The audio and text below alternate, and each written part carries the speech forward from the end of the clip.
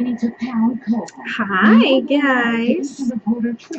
So I see that you guys enjoy my crazy ex stories. So I have another one. And I know y'all probably like, why the fuck she meet? I don't know. I guess because I'm crazy. I attract crazy. I don't know.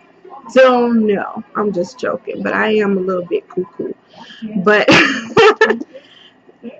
you have to be cuckoo, okay? You just have to be. How can you expect to live a long life if you're not cuckoo? Like, I'm 26, but I don't see myself as being 26 old. You know, I don't see myself as being old. I don't think I'm old because I'm young at heart, you know? I'm a kid at heart. I have to be like that. You know, I have to be. That's why children love me. I don't like a lot of children though, but children love me. But anyway, I love my daughter. My daughter is excluded from that children category. But anyway, so the reason I thought about this is because um okay, so he's supposed to be getting out of jail in November. So I periodically I check up on him to see when he's getting out, if his stuff is changed or anything like that, just to stay one step ahead. So let me just start. So I met this guy, and I'm gonna call him T. The reason I'm gonna give him a fake name is because I am still scared of him. Okay, and I don't want nobody knowing who he is or what, and they go back and tell him Harriet was talking about you, and then he be like, I'm gonna go get this bitch, and yeah, so he gets a nickname because I'm still scared of him. Now I'm gonna tell you why I'm scared of him in a minute. So I met him or whatever, and we talked. I met him through a mutual friend of ours, and his mutual friend did not specify that anything was wrong with him or he had done something or anything like that, so I didn't know anything about him, just his name. So, I talked to him on the phone, and I really liked his personality. I thought he was a very cool person, and I had never seen him. One thing I did think, I thought he was fat. Like, I thought he was really fat because every time I was on the phone with him, he was eating. He was always eating every time I was on the phone. Just talking and eating, talking and eating. So I thought he was fat, but when I finally met him in person, he was very big, like not even fat. He was muscle, like straight muscle. I was like, whoa, like I was a little bit intimidated. I forgot how old I was. I think I was like 16. I don't even remember how old I was. How old was I in 2003? I can't remember, but anyway, 2004. I'm trying to remember, but anyway, I can't remember how old I was, and I don't remember exactly how old he was either, because it's kind of blurred in my mind. I kind of tried to forget about him that much. So anyway, so every time I'm skipping the story. When I first met him, I was a little bit intimidated because he was very big and muscle bound. but he was really dark skinned. I love dark skinned guys. Don't judge me, okay? I love a dark skinned dude, okay? And he was very dark skinned, and he had this beard, and he had no hair. He was really funny looking. But I'm the type of person, I don't judge by looks. I judge by character, personality, things of that nature. He had a very nicely sculpted body, but his face was not much to look at.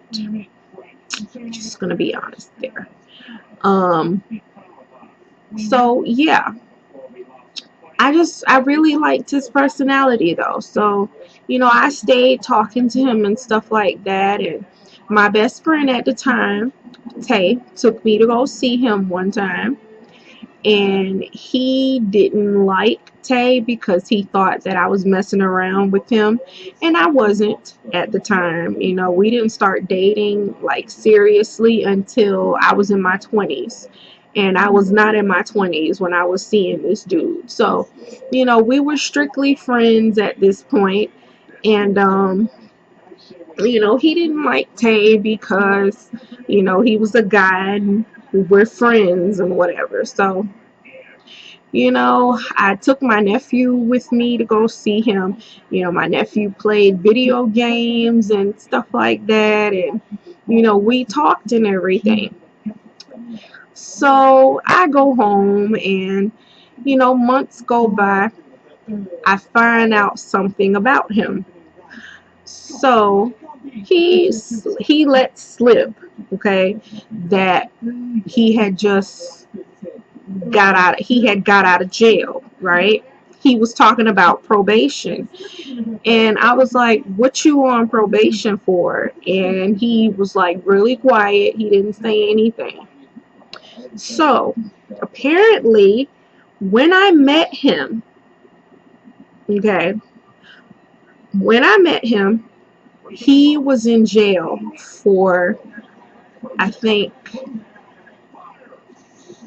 how long was he in jail for? Like 9 years for manslaughter, okay? And he failed to mention that to me.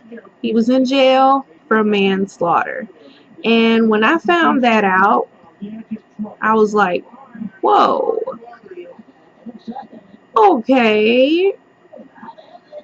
And he explained to me about, you know, how he was misjudged and railroaded in court and whatever. He was a teenager when he committed the offense.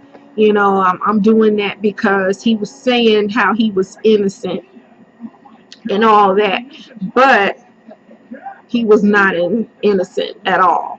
So, um, skip to about a month after I find that out. I started to distance myself from him after that. I didn't see him again after that.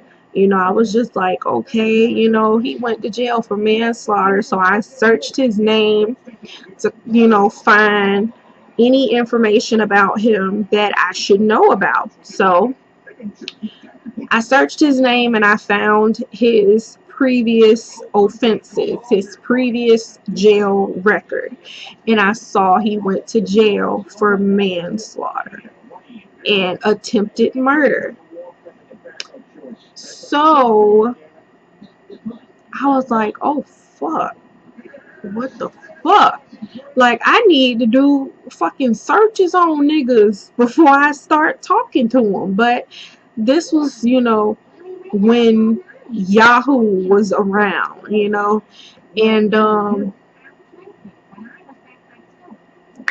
so I remember I was in 11th grade.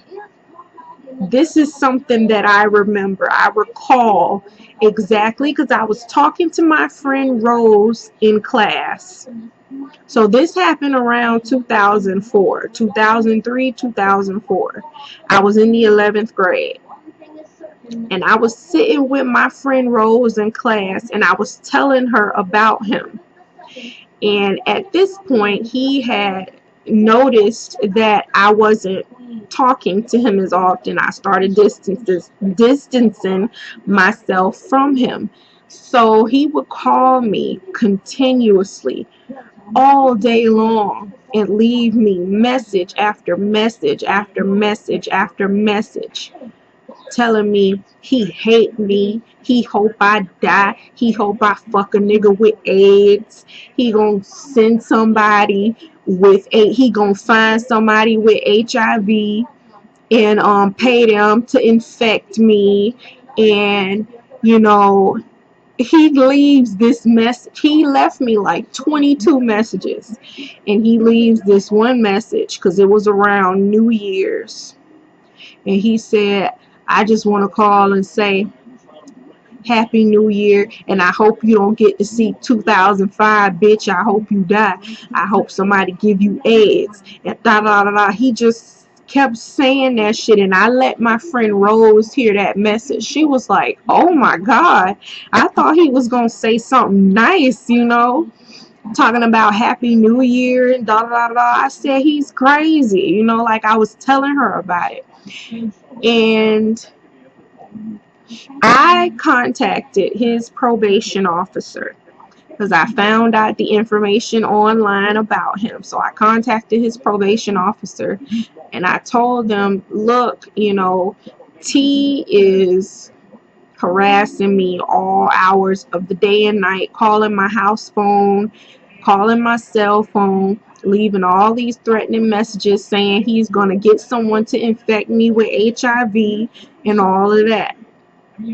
So I called, when I talked to the probation officer, I had to go down there and everything and let them hear the messages and all that.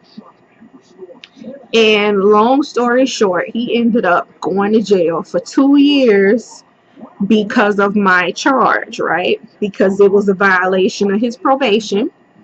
So he ended up going to jail for 2 years. Now, I'm going to look up his record again while I'm on here so I can read to y'all the charges he got when he was sent, when they first arrested him on my charges. Let me look this up right now. He in jail right now.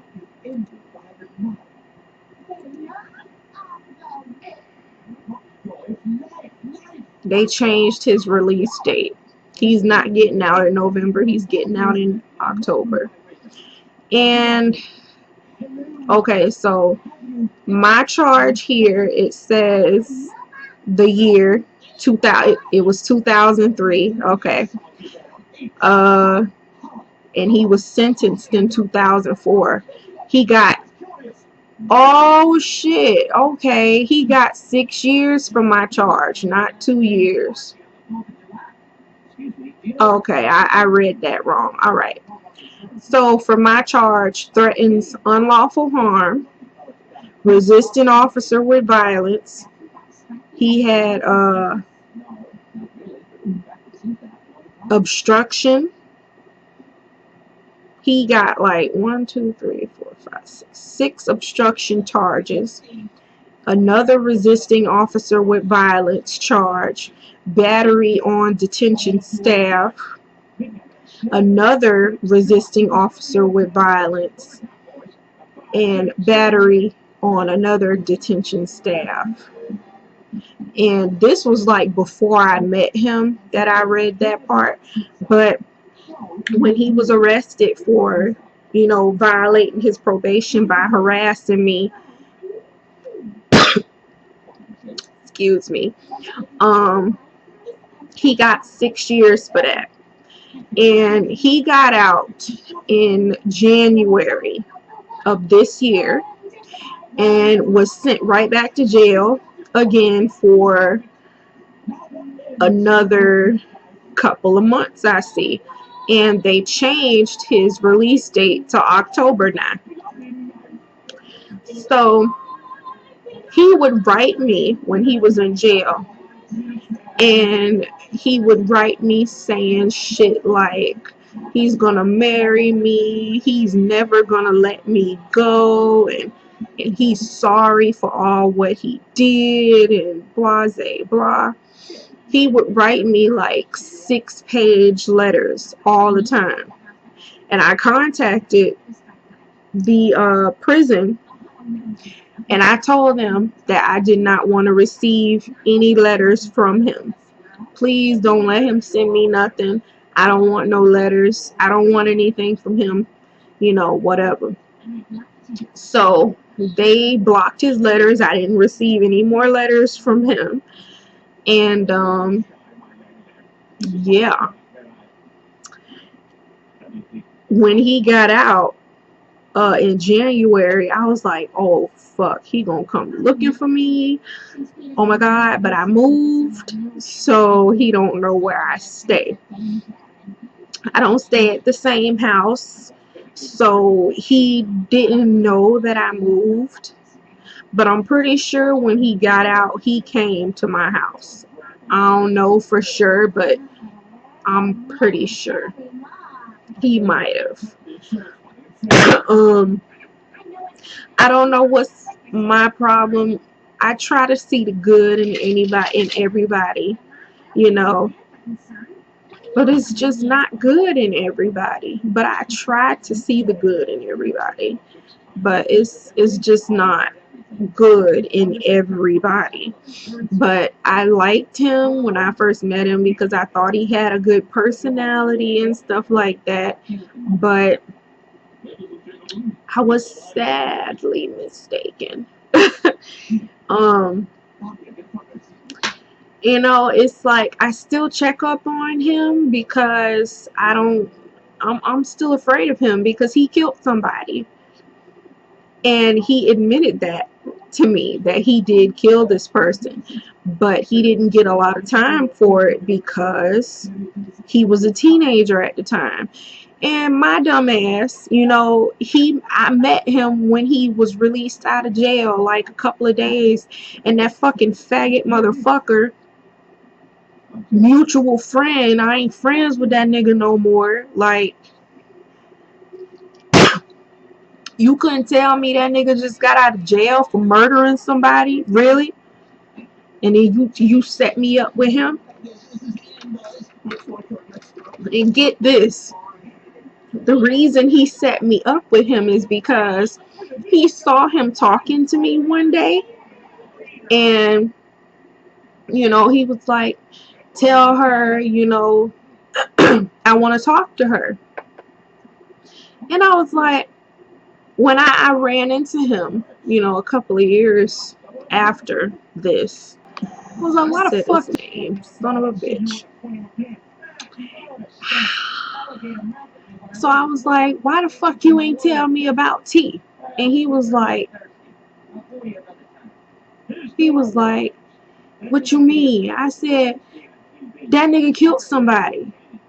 He was like, that was a long time ago and it ain't happened like that. I said, he told me, like he admitted it to me. I said, why you ain't, what is wrong with you? Like, why you gonna set me up with a murderer? Like, really? So, yeah, long story short, I'm very cautious of who I talk to now, who I let into my life, and things like that. Because I dated a murderer. I don't think he killed anybody when I was with him, but I dated a murderer, and he admitted that shit to me. He just said he did it when he was a teenager. He was trying to, at first he was trying to tell me that he was misidentified and he was set up and all of that, but then he eventually admitted it to me when he was angry about what he did. Because every time, another reason why I started to distance myself from him, because every time we argued, couples argued, okay, every time we argued, things would be taken to the next level. He was always threatening to kill me, choke me out. He never physically put his hands on me. Never physically put his hands on me, but he always threatened to do it. And my uncle would have kicked his ass because I'd have told him, this is where he stay at. You know, I ain't gonna lie, I was afraid of him trying to kill me. I wrote like a little note with his name, his address, and phone number and stuff like that, and I would leave it in my drawer in case anything would happen to me. My mom and the police could have a way to figure out, who did this to me and what. Especially since one of my good friends was murdered around the time that I started talking to him. She was murdered, like brutally murdered, stabbed in her home.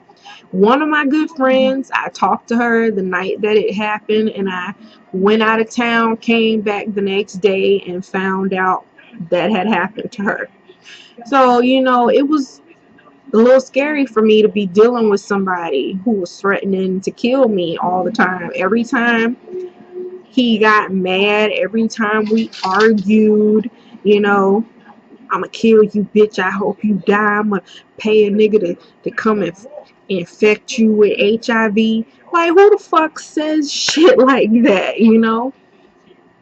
But luckily, he is a repeat offender and he is always in and out of jail. Even though he's getting released in October, I believe he'll probably end up back in jail because he's been in and out of jail for this amount of time that I haven't been around him. It's been 6 damn years. Hold up.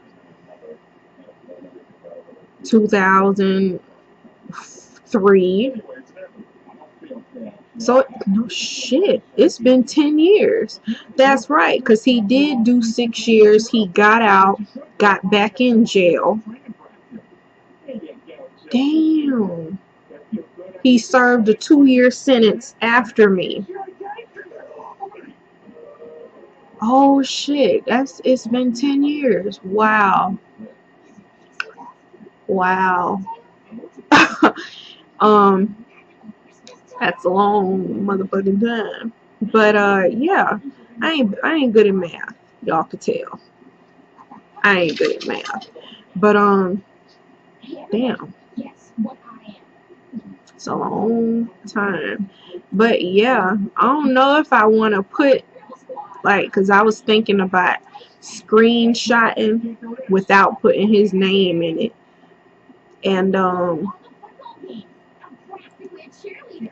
showing you the charge that he got for threatening me. And it's like, wow. And he's in there now for robbery with a deadly weapon, gun charge, and robbery. He been in and out of jail for the longest damn time, and it's like I'm happy about that. Current release date, but it got all this shit on here about him. But I like to check up. I don't know what it is with me and attracting crazy niggas, but I guess because I'm a little crazy myself, and plus I try to see good in people, and that ends up fucking me over pretty much. Trying to see the good in everybody. I tried to see the good in my daughter's father. That didn't work out. But it's like, I don't know what's up with me, but I don't know. I mean, my boyfriend now, we talked for a good year before we became official. Maybe. Maybe about a year we talked. What am I talking about? Yeah, it was a year actually. You know, he had been helping me with my daughter since she was about 4 months old, you know, buying diapers and stuff like that when I needed it. And, he had been helping out with my daughter for that long. And we took things slow. It wasn't a fast relationship. We didn't jump into everything like that. You know, we took things slow. And I feel like that's why we still together now, almost 2 years later. You know, I mean, I was with my daughter's father for 4 years. And I mean, but I feel like my relationship right now is really good. It's in a really good place, you know. So, yeah, but that's it. I know I was all over the place with this. I'm sorry, but I know you get the gist of what happened. So, yeah, I'll talk to you guys later.